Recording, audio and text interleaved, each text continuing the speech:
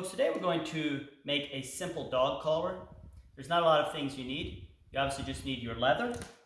And I've got a little piece here.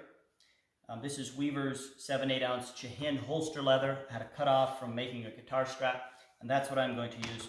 And I'm going to use the 121 style buckle simply because it has this extra bar on the back, and that eliminates having to put an extra keeper on our strap. Now you could also use something like a number 5 buckle like this, or a number 12 with this kind of style.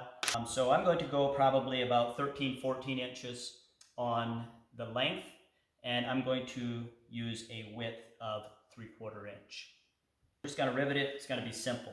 And then I'll probably do a little bit of decoration. You can stamp in letters if you want.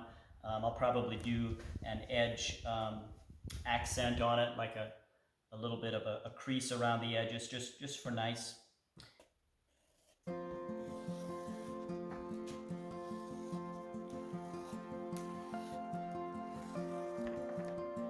Start with our buckle end. So we're going to go ahead and just knock off those corners there. And then what we've got to figure out is what distance do we need to fold this around. So we're going to go 2.5 inches to the center of our buckle slot.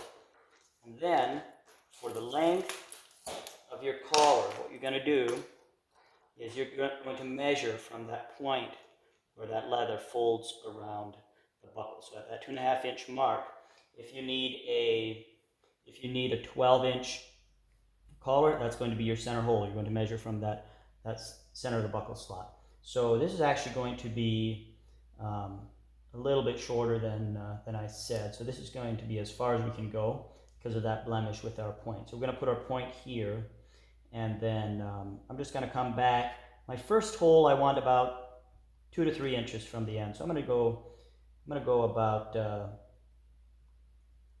2 inches. That puts me right there.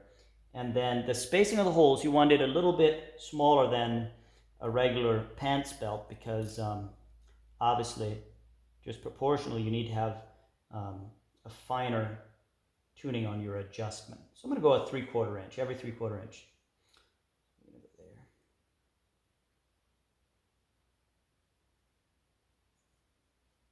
So I'm going to go 5 holes. You can really go as many as you want. If you have an exact measurement, you're confident, you could go with 3. 5 is good, especially if you've got a growing dog. So this really is ending up to be about a size 10 inches.